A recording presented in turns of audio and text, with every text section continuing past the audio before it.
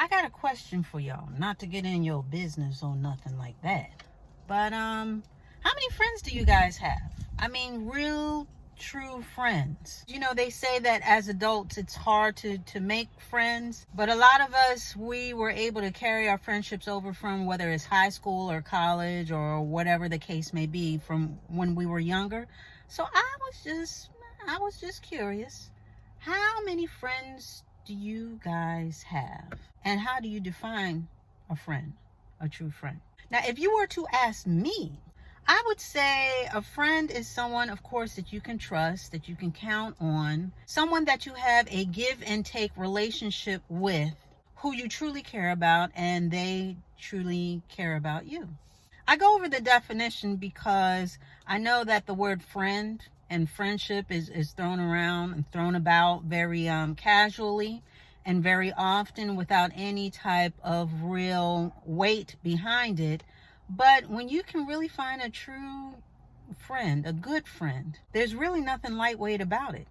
Because as they say, good friends are really hard to find, and they are. I know when I was a wee lass back in elementary school, I had a best friend named Judy. We were in the same class and we instantly clicked. And wow, we used to talk a whole lot. That's back in the day when I used to talk on the phone, you know, from sun up to sundown and just giggle over nothing. You know, just having a little fun, just a little innocent, girly fun, laughing over nothing, laughing over everything, you know. I just remember that she was very smart. And I just remember she having this whole universe of hair on her head. I mean, her hair was super thick. Her mother was black and her father was white. And she had this long, thick, beautiful hair. So that was my best friend. And I thought Judy was the bee's knees. You know what I'm saying? And we used to have fun. And then as we grew older and she went to middle school, you know, she found different friends. And it just seemed like I was relegated slowly but surely, or demoted, should I say, from best to one of, as far as her friends go. And I understand that it did hurt a little bit because, again, I thought this was, you know, she was my best friend. I thought that was it. You know, I found my best friend for life. But that wasn't necessarily so. We were still good friends, but we didn't speak as often as far as one-on-one. I ended up going to the same middle school that she went to as well. So we sort of leapfrogged together. Well, not at the same time, but we sort of leapfrogged and found ourselves not only in the same elementary school, but the same middle school. And we had the same sort of circle of friends, but I could tell that she was sort of leaning more towards other people. And of course, I found myself doing the same. You know, I found a couple of people. I found one girlfriend. Again, we shared a class or whatever together. And she was cool, but I wouldn't necessarily call her a best friend because she just always seemed like she had something going on with her, as far as something, you know, like the Cheshire Cat, where they smile, but there's something brewing underneath. You know, something mischievous, or just something that they're keeping close to their chest and you just can't figure it out. So that's sort of what she was. And later on that panned out to be true as far as my suspicions, because some other stuff happened, but we're not going to get into that.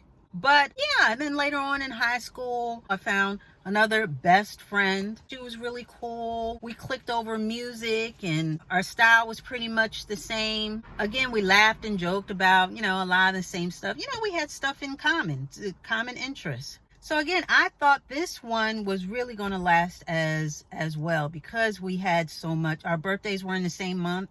You know, so I was like, ooh, this is a sign, you know. So we were really cool until we weren't. We had a little falling out, and I think it was over a misunderstanding.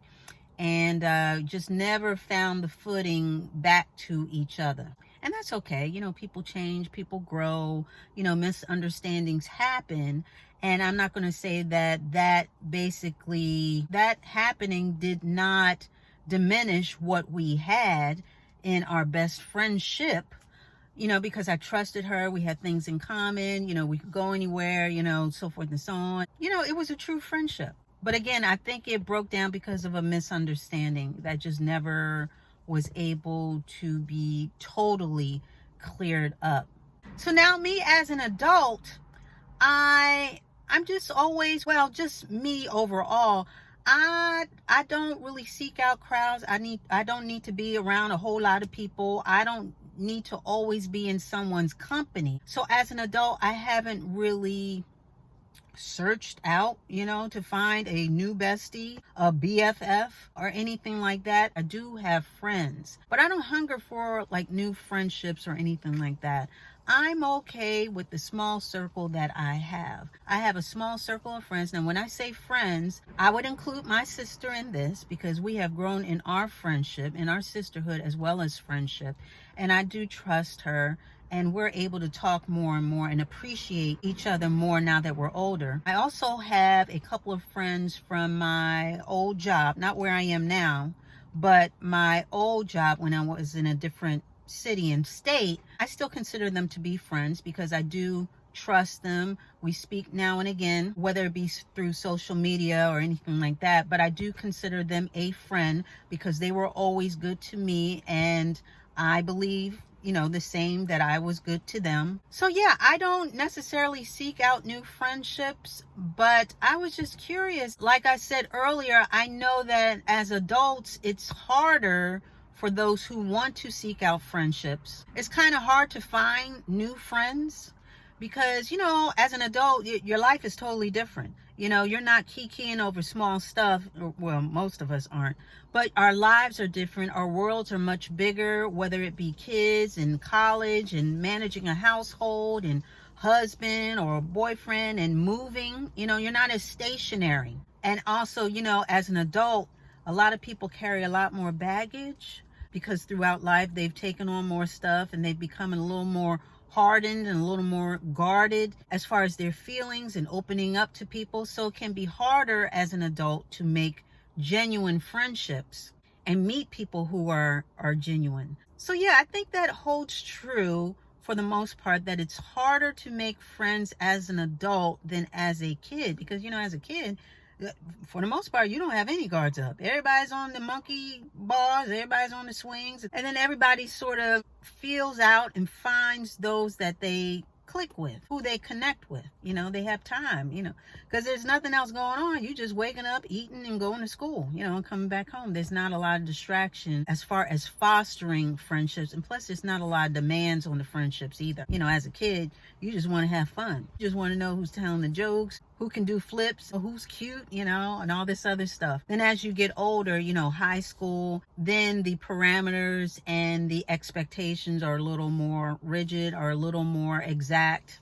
And as you grow, the demands of a friendship also grow with it. What worked for you as a kid may not work for you as an adult, and rightfully so. Trust is definitely a huge part of that. You need somebody who you can trust, and you want to be equally yoked. Just like in just about every important relationship in your life, with your friends, you want to be equally yoked. At least have things in common that you guys can sort of springboard off of and connect through. Again, these things become more important as far as what you're looking for in a friend as you get older and older, as well as commitment. It takes commitment and time to build a relationship and foster good friendships and relationships.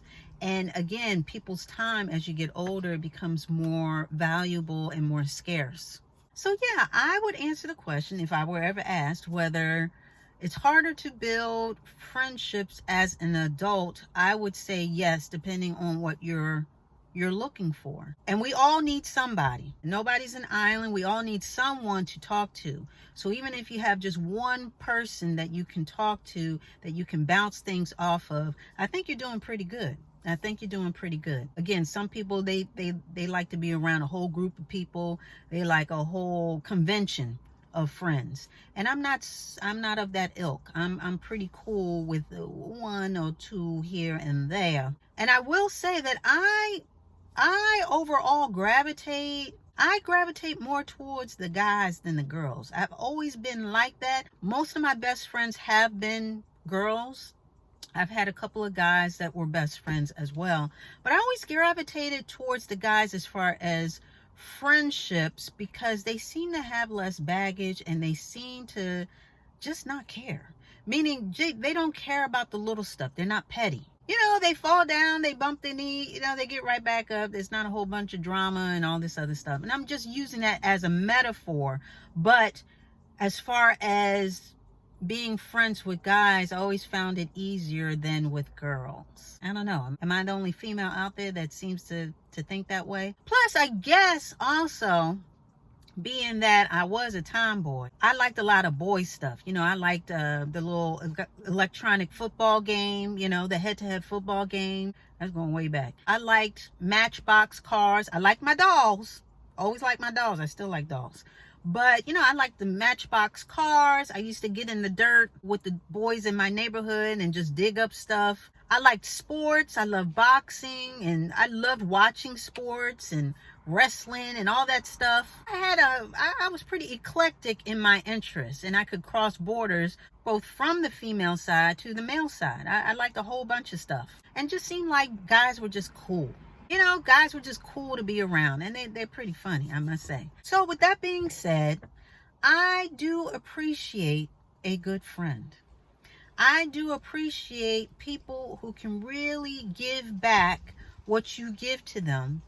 And not only that, but you can entrust them with your feelings. You can be vulnerable around them, as well as they feel comfortable enough to reciprocate and be vulnerable around you. You don't have to put on airs around them and, you know, be tough all the time. You can take off your cape and just be a mere mortal around them, and you don't have to solve everything. You really don't. And there's tiers to it. You know, there's best friends, you know, besties. There's just friends. Those that, again, fit the criteria, but may not be your main go-to, but you trust them just as well. You know, you enjoy their company and they enjoy yours. I tell you another sign of a good friend. You guys don't even have to talk for a while. Maybe you're traveling, maybe something's going on and you just haven't had time, and you give them a call, or y'all meet up on social media and this and that, and y'all can pick up right where you left off and not even skip a beat. Yes, that is the best. Friendships like that, friends like that, people like that, they are not a dime a dozen. But y'all let me know. Y'all let me know what y'all think about it, and how many friends, true friends, would you say as an adult that you have? And how do you define friendship? How do you define friendship? Because like I said, good friends are hard to find. But once you find them, they help to round out your life and your whole life experience. They can get you through a lot of the thick and the thin. So if you have one, if you have a couple, if you have a bestie, if you have an old school friend, you got a new school friend, you got a work friend, you're married to your best friend, honey, hold on to them, because they are gems. They are good to have. And I'm hoping that someone can say the same about you. Not only do you have a good friend, but that you are a good friend. Friendships add to the richness of your life. They really do.